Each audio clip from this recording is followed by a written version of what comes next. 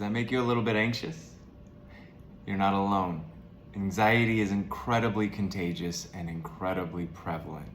So I'd like to share with you 4 tips that have helped me take full control of my anxiety and nervousness, and I think they can do the same for you.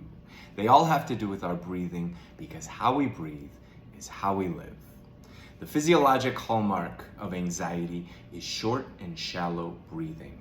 So tip number 1, when you're feeling stressed, nervous, or anxious, stop breathing. I'm going to say it again.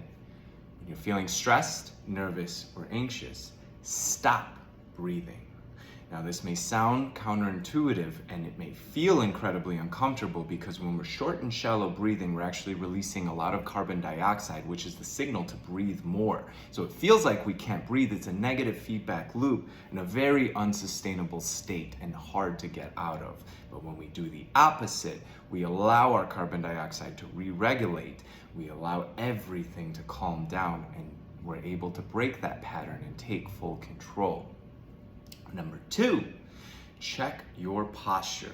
We've all been told to stand up straight and tall, but what I notice, and what I've noticed in myself, is there's a tendency to overcorrect this by flaring out the low ribs, sticking out the back, the butt, and this creates a lot of tension in the low back.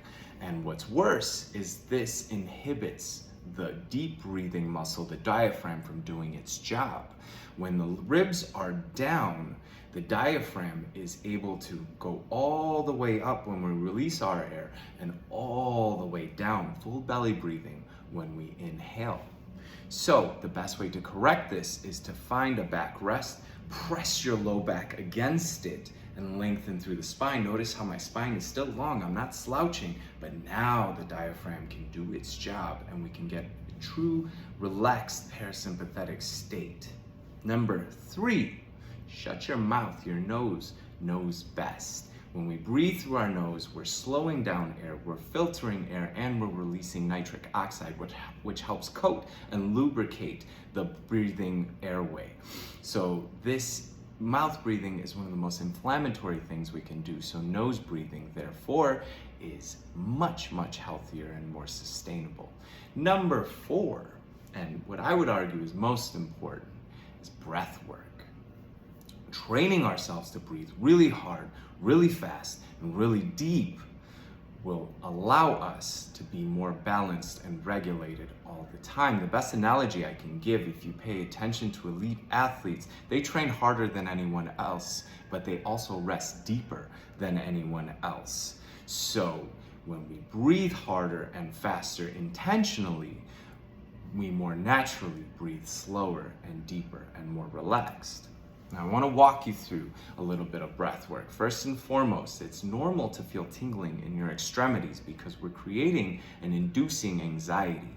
And this is a great way to learn to cope with it. Remember, when things feel out of control, all you have to do is stop breathing and everything will reset. And when we're doing this at a very extreme rate, it's normal to feel a lot of tingling, even dizziness and lightheadedness. Loss of control in that standpoint. So it's good to do this in a safe setting, down close to the ground, maybe even laying down.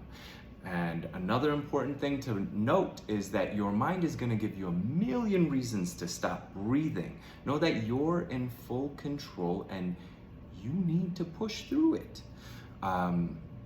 There's going to be a million reasons to stop, but the more you train yourself to push through it, the stronger your mental resilience and mental clarity becomes.